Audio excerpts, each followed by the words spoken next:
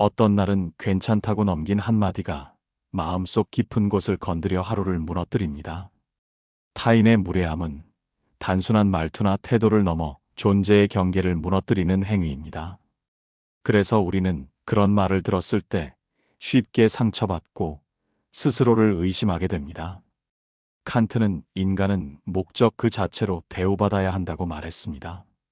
이는 누군가가 나를 무시하거나 도구처럼 대하려 할 때 내가 느끼는 불쾌감이 정당하다는 뜻이기도 합니다. 내가 화가 나는 이유는 내 안에서 나의 가치를 인식하고 있기 때문입니다.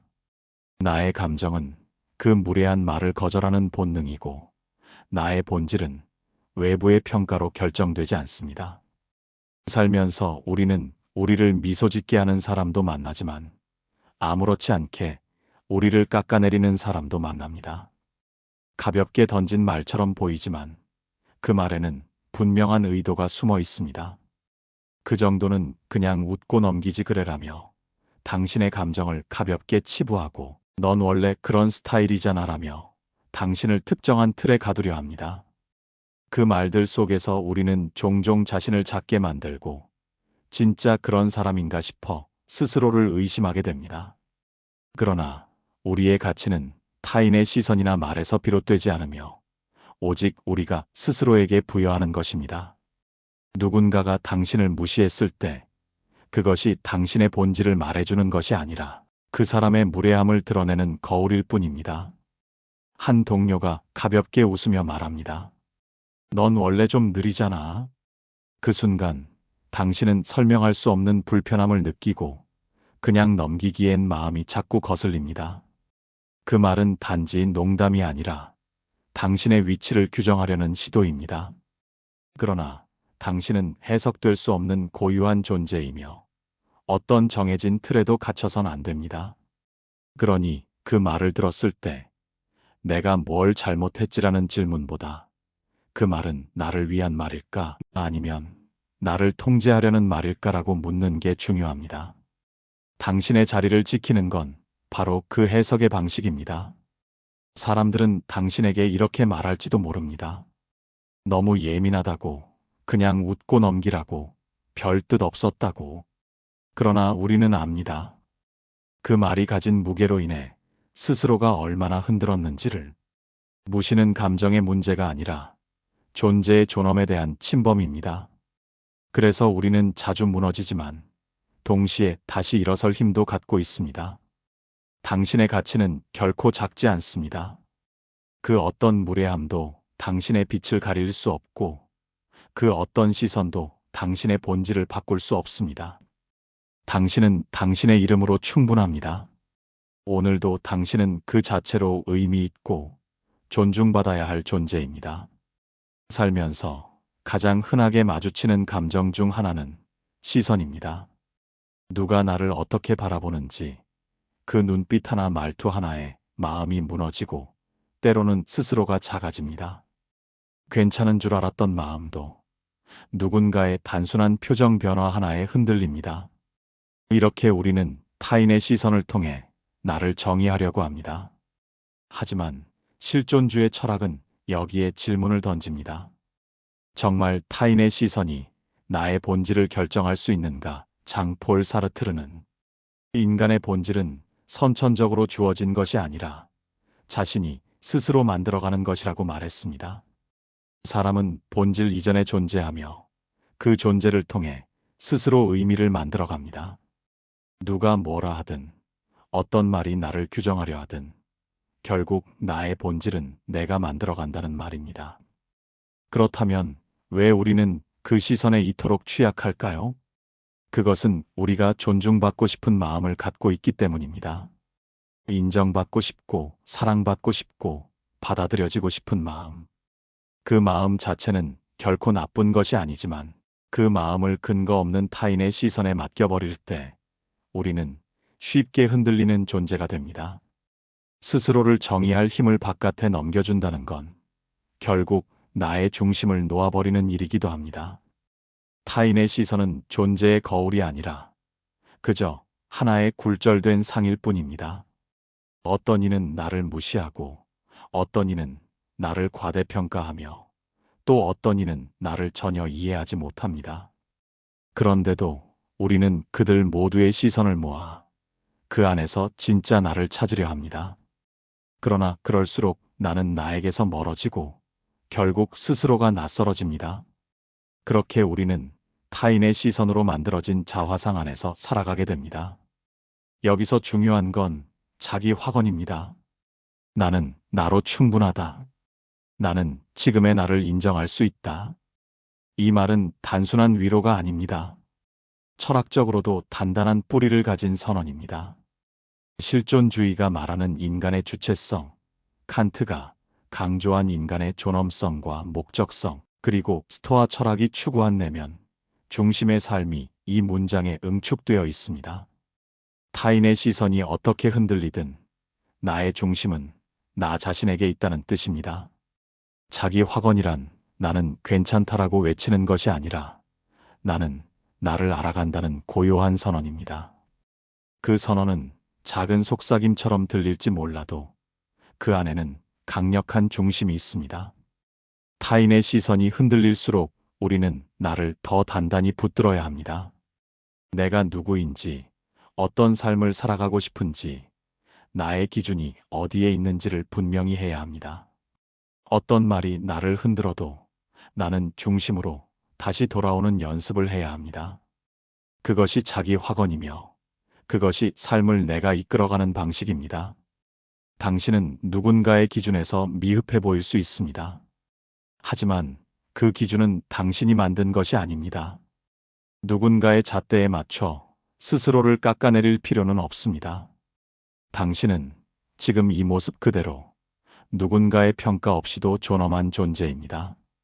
타인의 시선이 아무리 요동쳐도 당신의 존재는 그 안에 휘말릴 필요가 없습니다.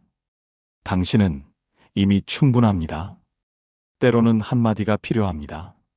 나를 지키는 말, 내 경계를 선명히 그어주는 말, 함부로 넘보지 말라는 뜻을 담은 단단한 언어. 우리는 종종 말하지 못합니다. 누군가가 나를 깎아내리는 말을 했을 때, 무시하는 눈빛을 던졌을 때, 속은 불편하지만 겉으로는 웃으며 넘깁니다. 분위기를 망치고 싶지 않아서, 괜히 예민하게 보이고 싶지 않아서 마음을 속이며 침묵하는 순간들이 쌓입니다. 하지만 그 침묵은 우리를 보호하지 않습니다. 오히려 조금씩 나를 무디게 만들고 결국엔 내가 나를 무시하게 만듭니다. 그래서 우리는 단호하게 말하는 법을 배워야 합니다. 내가 불쾌하다는 사실과 그것은 받아들일 수 없다는 태도, 그리고 존엄을 해치는 방식엔 단호하게 선을 그을 수 있어야 합니다. 하버마스는 언어는 단지 소통의 도구가 아니라 인간 사이의 관계를 구성하는 윤리적 공간이라고 말했습니다. 즉, 말은 나의 인격이 머무는 장소이며 그 말 속에 나의 입장과 가치가 담깁니다. 침묵은 때로 현명할 수 있지만 무례함 앞에서는 침묵이 방관이 되고 방관은 곧 동의로 해석되기도 합니다. 단호하게 말한다는 것은 상대를 공격하는 것이 아니라 나의 경계를 밝히는 일입니다. 사람들은 말합니다. 너무 예민하다고, 그냥 넘어가라고. 그러나 그 말조차도 침묵을 강요하는 또 다른 무례함일 수 있습니다. 존중은 감정의 문제가 아니라 존재의 조건입니다. 우리는 누군가의 말에 끊임없이 조정당하며 살 수 없습니다.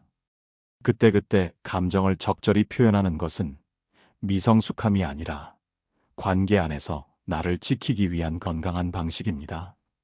애매한 태도는 계속해서 나를 만만하게 보이게 만들고 결국 나를 지우는 방식으로 돌아옵니다. 물론 단호함은 공격성과 다릅니다. 단호함은 감정에 휘둘리지 않은 채 분명한 태도를 보여주는 것입니다. 그 순간의 침착함이 당신의 경계를 더욱 뚜렷하게 만들어줍니다.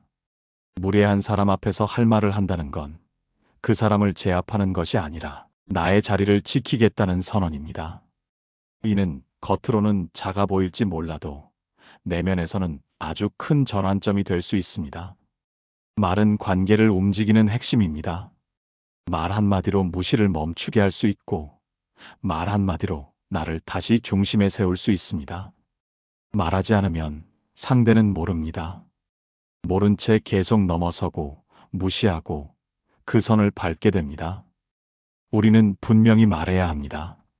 어디까지 허용할 수 있고 어디부터는 받아들일 수 없는지를. 그 말은 나를 위한 것이자 상대에게 보내는 최소한의 존중 요구입니다. 당신은 말할 수 있습니다. 당신의 감정을 표현할 권리가 있습니다. 그 권리를 사용하는 것은 부끄러운 일이 아닙니다. 오히려 그것이야말로 자신을 존중하는 첫걸음입니다. 당신의 단호한 말은 단순한 대응을 넘어서서 당신의 내면이 얼마나 단단한지를 보여주는 작은 증거입니다. 그리고 그것은 어느 누구도 함부로 다가올 수 없는 당신만의 경계를 세워줄 것입니다. 감정은 우리 안에서 가장 민감하고 가장 쉽게 흔들리는 영역입니다. 특히 누군가의 무례함 앞에서 그 감정은 폭발처럼 솟구치거나 깊은 침잠처럼 가라앉습니다. 마음은 곧바로 반응합니다. 억울함이 치밀고 모욕감이 들고 때로는 분노가 온몸을 뒤흔듭니다. 그럴 때 우리는 말하고 싶어집니다. 당장 따지고 싶고 분명히 하고 싶고 뭐라도 해야만 할 것 같은 충동에 휘말립니다. 그러나 그렇게 감정에 휩쓸릴수록 우리는 점점 중심을 잃습니다. 상대는 나의 흔들림을 보며 우월감을 느끼고 나는 내 행동을 나중에 후회하게 됩니다.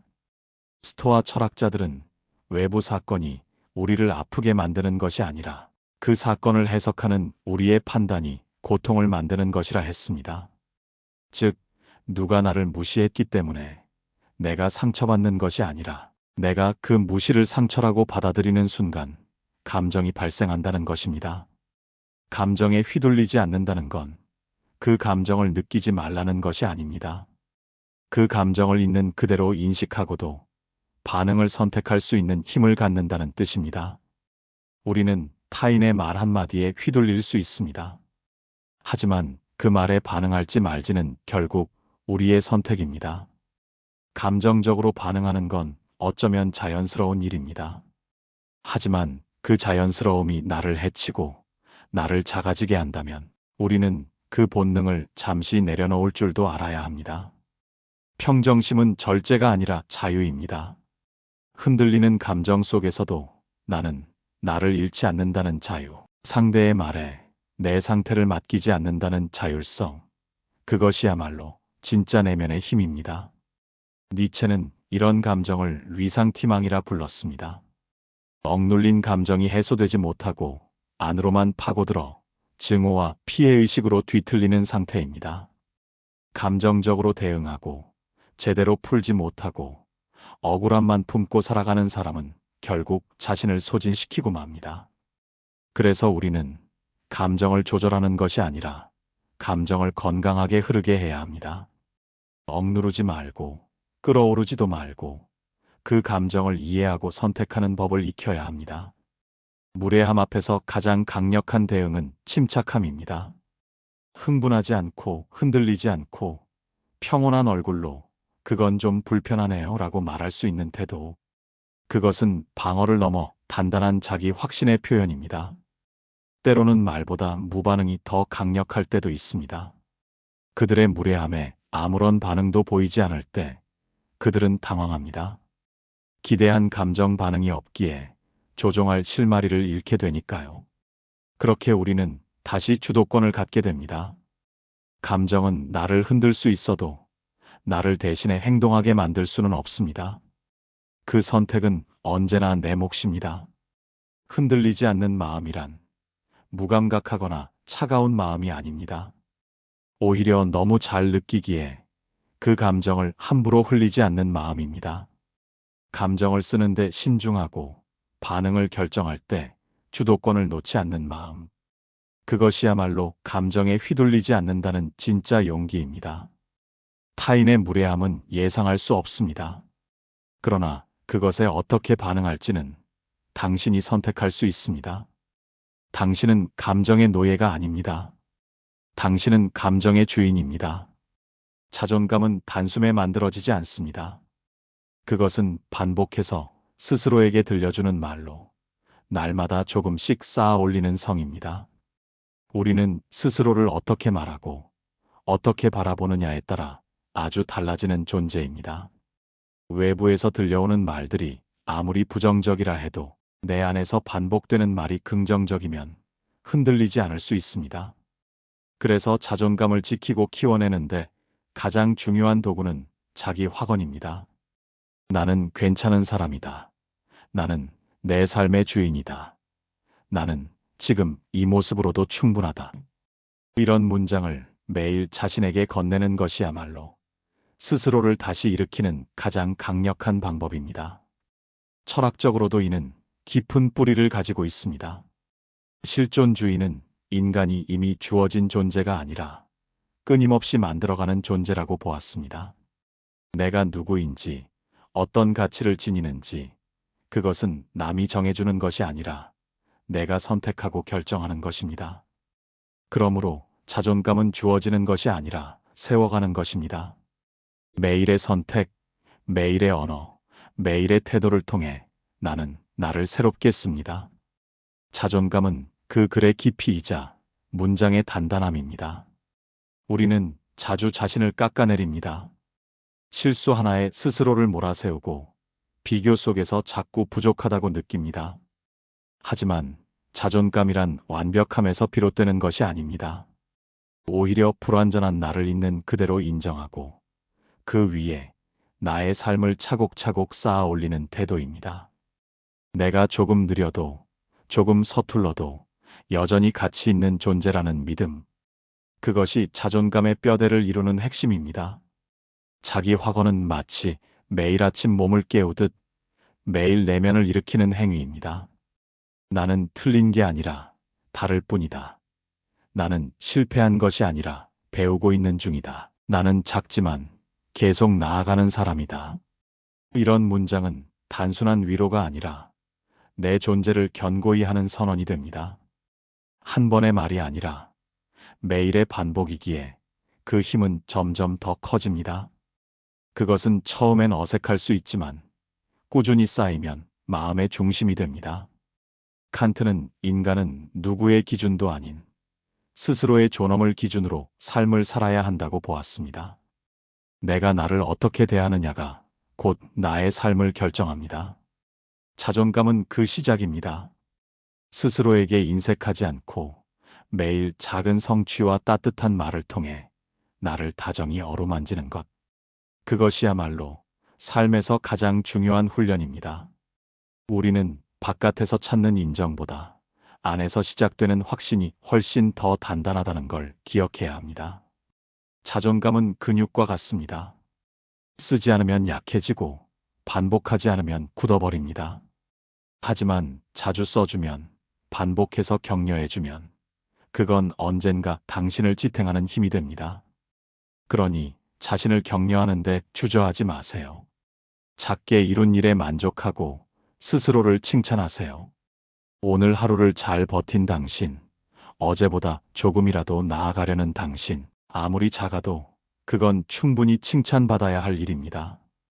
당신이 자신을 향해 들려주는 그 말들이 결국은 당신을 살아가게 합니다.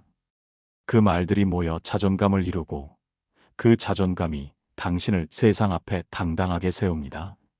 자존감은 거창한 이념이 아니라 매일 나를 다정히 바라보는 시선에서 자라납니다. 그리고 그 시선은 오직 당신만이 가질 수 있는 권리입니다. 무시하지 않는다는 건 단지 예의를 지키는 것이 아닙니다. 그것은 상대를 있는 그대로 존중하는 삶의 방식이며 인간 사이의 거리를 건강하게 유지하는 윤리적 감각입니다. 하버마스는 인간의 소통에는 언제나 상호 존중이라는 윤리적 전제가 깔려 있어야 한다고 말했습니다. 관계란 일방적 우위의 구도가 아니라 서로의 인격을 인정하는 수평적 공간이라는 뜻입니다. 그런데 우리는 일상에서 얼마나 자주 무의식적으로 타인을 작게 만들고 있을까요? 말투 하나, 표정 하나, 무관심 하나에도 무시는 쉽게 숨어듭니다. 무시하지 않기 위해서는 먼저 자신을 점검해야 합니다. 나는 언제 타인을 함부로 판단했는지, 누군가의 삶을 쉽게 평가한 적은 없는지, 내 기준에 맞지 않는다고 그 사람을 깎아내린 적은 없었는지, 이런 성찰은 나를 자책하기 위한 것이 아닙니다. 그것은 내가 더욱 정제된 사람이 되기 위한 성숙의 과정이며 삶을 조심스럽게 다루는 법을 배우는 길입니다. 칸트는 인간을 절대 수단으로 대하지 말고 목적 그 자체로 대우하라고 했습니다. 이는 타인의 가치뿐 아니라 나의 태도에 대한 끊임없는 물음이기도 합니다. 삶은 다양한 사람과의 만남으로 구성됩니다. 그리고 그 만남 속에서 우리는 매 순간 선택합니다. 무시할 것인가, 존중할 것인가. 그 선택의 축적이 결국 나라는 사람을 만듭니다. 내가 어떤 사람으로 기억되고 싶은지, 어떤 관계를 만들고 싶은지, 그 방향을 정하는 건 나의 말과 태도입니다. 단지 나를 지키는데 그치지 않고 나로 인해 누군가가 덜 상처받고 더 존중받을 수 있다면 그것만으로도 충분히 의미 있는 일입니다. 무시하지 않는다는 건 거리를 두는 일과도 통합니다. 가까운 사람에게는 너무 많은 걸 기대하고 모르는 사람에게는 무관심해지기 쉽습니다. 하지만 존중이란 감정이 아니라 태도입니다. 상대가 어떤 감정을 주든 나는 내 품격을 잃지 않는 선택을 하는 것. 그것이 무시하지 않는 삶이며 존엄을 지키는 방식입니다. 실존주의 철학은 인간은 스스로를 만들어가는 존재라고 말합니다. 타인을 무시하지 않겠다는 선택 역시 내가 어떤 사람인지 스스로 결정하는 창조의 한 형태입니다. 삶은 결국 태도의 싸움입니다. 어떤 말을 할지, 어떤 반응을 할지, 어떤 마음으로 살아갈지, 그 모든 순간의 선택이 나를 정의합니다. 누군가 나를 무시하더라도 나는 무시하지 않겠다는 결심은 내면의 힘에서 비롯됩니다. 그것은 연약한 다짐이 아니라 가장 강한 품격의 표현입니다. 어떤 관계는 사람을 살게 하지만 어떤 관계는 사람을 천천히 갉아먹습니다. 처음엔 괜찮았던 말투가 반복되며 불편해지고 이해하려 했던 무례가 익숙해질수록 나는 점점 작아집니다. 우리는 그런 관계 속에서 오래 망설입니다. 하지만 어떤 관계는 끊어야만 나를 지킬 수 있습니다. 그것은 도망이 아니라 결단이며 비겁함이 아니라 생존입니다. 철학은 인간을 관계적 존재로 보지만 동시에 스스로 고유한 세계를 지닌 자율적 존재로 설명합니다. 다시 말해, 타인과 연결되면서도 나를 지키는 경계가 분명해야 합니다. 내가 점점 사라지는 관계라면 그건 더 이상 우리가 아닙니다. 자주 무시당하고, 자주 참아야 하고, 자주 상처받는다면 그 관계는 이미 경고를 보내고 있는 것입니다. 헤어짐은 언제나 쉽지 않습니다. 특히 오래된 인연일수록 혹은 가족처럼 가까운 사람일수록 더욱 그렇습니다. 하지만 오래된 시간보다 중요한 건 지금의 나입니다. 지금의 나를 괴롭히는 인연이라면 그것은 결국 내 삶 전체를 지치게 만들고 내가 나답게 살아갈 권리를 빼앗게 됩니다. 독이 되는 관계란 반드시 거칠고 큰 갈등 속에 있는 관계만을 말하지 않습니다. 매번 미묘하게 나를 깎아내리고 자주 애써야만 유지되는 관계, 어떤 말도 솔직하게 하지 못하고 늘 조심스러워야 하는 관계, 그런 조용한 고통이 쌓인 사이도 결국은 나를 병들게 합니다. 우리는 그런 관계에서 점점 자신을 잃습니다. 타인의 기분을 살피느라 내 감정을 억누르고 상처받을까봐 말하지 못하고 그렇게 내 안의 언어들이 멈춰버립니다. 철학자 세네카는 말했습니다. 진정한 자유는 해로운 것으로부터 멀어지는 것에서 시작된다고. 이는 물리적 거리만을 말하는 것이 아닙니다. 심리적으로 나를 조이는 감정, 부당하게 작아지게 만드는 시선, 나를 존재감 없는 사람처럼 느끼게 만드는 말들. 그 모든 것으로부터 벗어날 때 비로소 우리는 숨을 쉴 수 있습니다. 단절은 아프지만 그 통증을 지나야만 다시 삶을 호흡할 수 있습니다. 관계를 정리한다는 건 용기가 필요합니다. 때로는 그 사람보다 그 관계를 버티는 나 자신과의 작별이 더 어렵습니다. 하지만 내가 끝내지 않으면 그 고통은 나를 계속 붙잡고 더 깊은 곳으로 끌고 들어갑니다. 그래서 우리는 단호하게 결단해야 합니다. 더는 나를 무너뜨리는 관계 속에 있지 않겠다고, 이제는 나를 먼저 돌보겠다고 그렇게 말하고 걸어 나와야 합니다. 인생은 유한하고 우리의 마음은 소중합니다. 그 시간을 끊임없이 괴로운 관계에 소비할 이유는 없습니다. 나를 위축시키는 공간에서 물러나고 나를 살아있게 하는 사람들 곁에 머무르는 것. 그 선택이야말로 내 삶을 존중하는 첫 걸음입니다. 타인의 말보다 내 감정이 더 정확할 때가 있습니다. 내가 계속 아프다면 그 감정을 믿어야 합니다. 그리고 떠날 수 있어야 합니다. 나는 누구보다 나를 오래 지켜봐야 할 사람입니다. 그러니 이제는 관계의 무게보다 내 마음의 가치를 더 우선에 둘 차례입니다. 독이 되는 인연으로부터 떠나는 건 나를 위해, 그리고 내가 걸어가야 할 삶을 위해 가장 단단하고 다정한 선택입니다. 타인의 무례함에 상처받았을 때 우리는 종종 그들을 탓합니다. 왜 저 사람은 저렇게 말할까? 왜 나를 무시하지? 하지만 그 순간 한 걸음 더 나아가야 할 때가 있습니다. 스스로에게 묻는 겁니다. 혹시 나는 지금까지 어떤 사람으로 살아왔을까? 이 질문은 나를 탓하자는 게 아닙니다. 오히려 나를 더 깊이 이해하고 더 단단히 세우기 위한 시작입니다.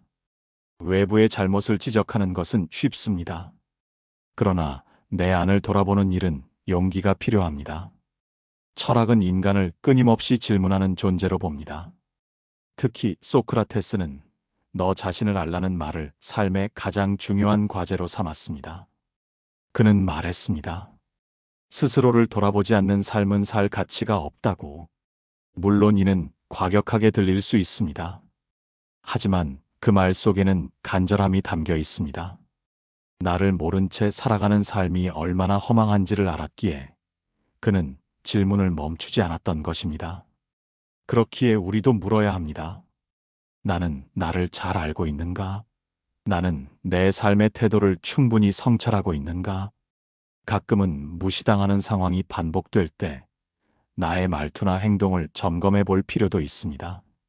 내가 내 말에 스스로 확신을 갖고 말하고 있었는지, 상대에게 내 의도를 분명히 전달했는지, 혹은 내가 너무 쉽게 내 경계를 허물고 있었던 건 아닌지.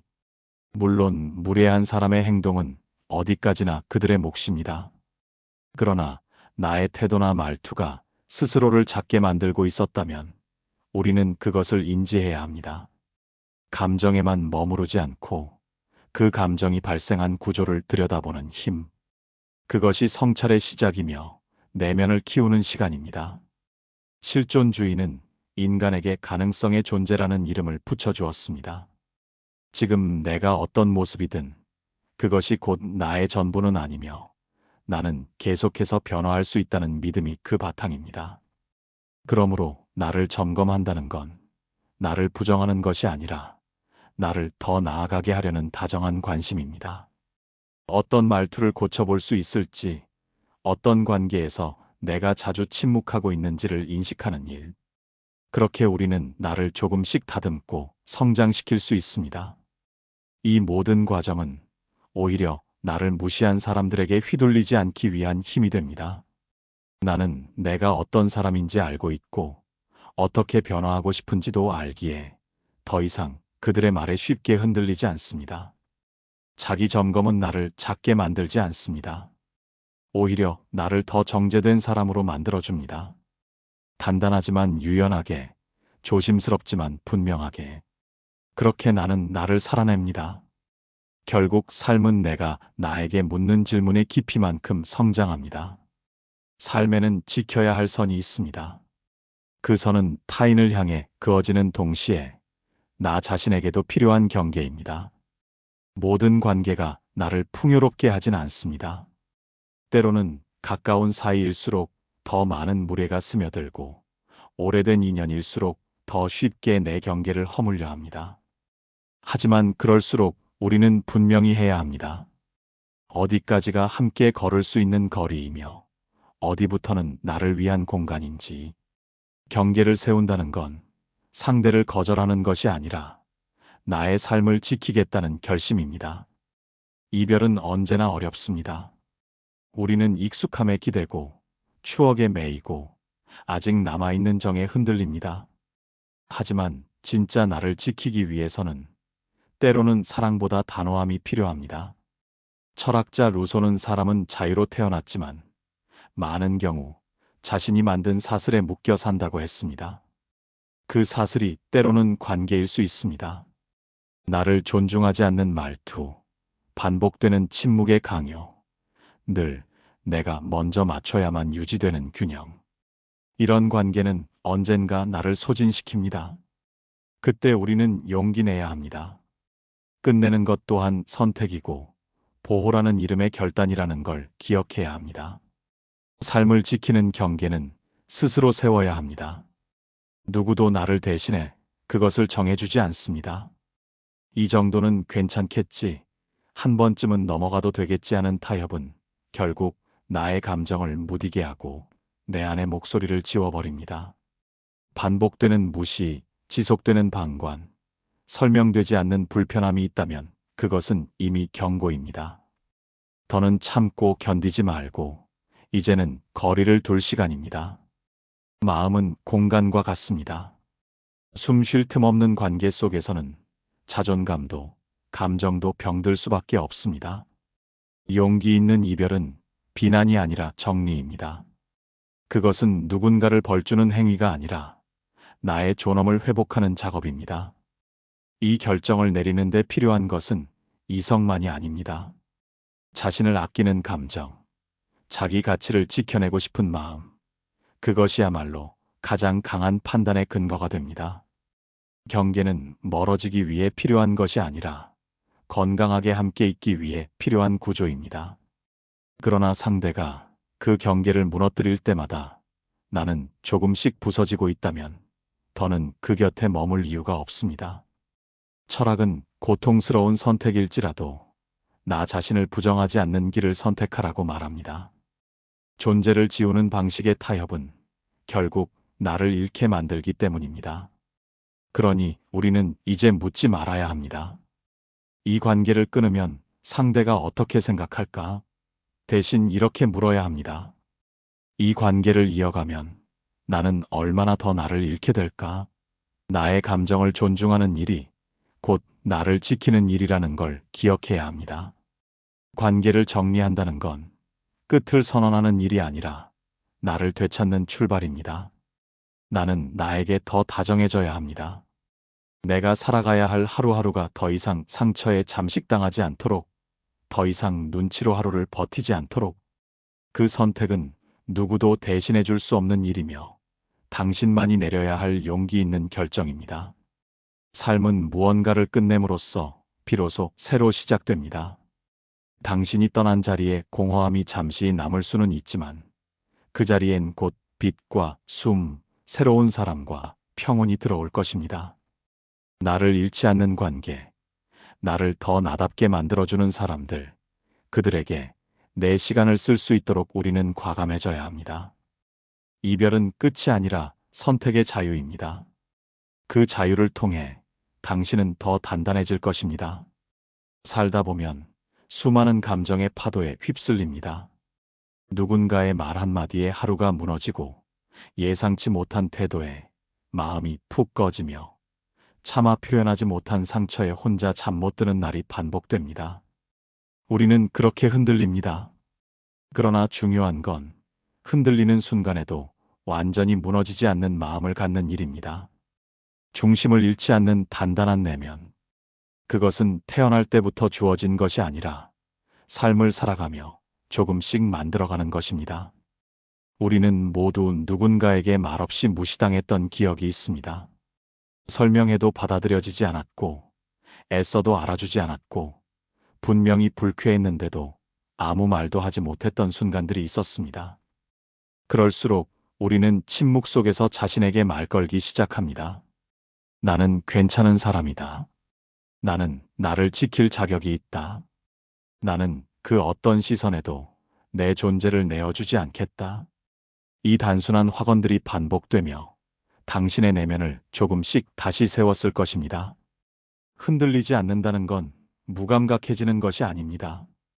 오히려 그 누구보다 더 민감하게 느끼되 그것에 휘둘리지 않는 힘을 갖는 것입니다. 감정이 올라오는 순간을 알아차리고 그것이 나를 지배하지 않도록 나 스스로를 이끄는 능력. 철학자들은 이것을 내면의 자유라고 말합니다. 바깥이 아무리 요란해도 내 안에는 조용한 호수가 하나 있어야 한다고. 그 호수가 당신의 감정을 천천히 가라앉히고 당신이 해야 할 말을 고르고 당신이 어떻게 행동할지를 스스로 결정할 수 있게 도와줍니다. 당신이 이 모든 과정을 지나오며 가장 많이 배운 것은 아마도 자기 자신을 믿는 법일 것입니다. 타인의 기준이 아닌 나의 기준으로 나를 바라보는 법. 누군가의 판단보다 내 감정을 먼저 존중하는 태도. 그것은 단단한 자존감을 바탕으로만 가능한 일입니다. 처음엔 작고 불안한 울림이었겠지만 매일의 자기 확언과 되묻는 질문들, 그리고 단호한 선택들이 모여 이제는 당신만의 중심이 되었습니다. 세상은 계속해서 나를 흔듭니다. 관계도, 일도, 말도, 시선도. 완전히 평온한 삶은 없습니다. 하지만 내 안에 넘어지지 않는 힘이 있다면 우리는 다시 일어설 수 있습니다. 그리고 그 힘은 어느 날 갑자기 생겨나는 것이 아니라 매일의 작은 다짐과 인내와 자기 존중에서 자라나는 것입니다. 타인이 나를 어떻게 보든, 어떤 말이 내게 상처를 주든, 나는 여전히 내가 나로서 살아갈 수 있다는 믿음. 그것이야말로 흔들려도 무너지지 않는 삶의 뿌리입니다. 이제 우리는 조금 더 단단해졌습니다. 말할 수 있게 되었고, 감정을 조절할 수 있게 되었고, 관계의 무게를 판단할 수 있게 되었습니다. 당신은 누군가의 평가로 작아질 존재가 아니고 그 어떤 무례함도 당신의 본질을 바꾸지 못하며 당신 안에는 언제든 다시 중심을 찾을 수 있는 지혜가 있다는 것을. 당신은 이미 충분히 잘하고 있습니다. 그리고 앞으로도 잘할 것입니다. 그렇게 흔들리되 무너지지 않는 삶을 당신답게 살아가기를 진심으로 응원합니다. 사람들의 말은 쉽게 지나가지만 그 말이 남긴 감정은 오래 머뭅니다. 무시당한 마음, 가벼워진 존엄, 설명되지 않은 불편함 속에서 당신은 늘 조용히 버티고 있었습니다. 이제는 스스로에게 말해주세요. 나는 나를 지킬 수 있다고. 그 어떤 시선에도 나는 여전히 나라고. 무시당하지 않는 사람이 된다는 건 누군가를 이기겠다는 뜻이 아니라 나를 잃지 않겠다는 다짐입니다. 이 이야기가 당신의 마음 한편에 작은 힘이 되어 주었기를 바랍니다. 좋아요와 구독은 당신과 함께 단단한 내면을 세워가겠다는 약속의 표현이 됩니다. 지금 당신만의 중심을 지키는 이 여정에 함께해 주세요.